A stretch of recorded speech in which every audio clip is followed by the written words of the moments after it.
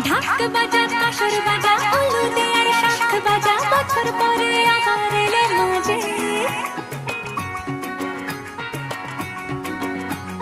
পুজো পুজো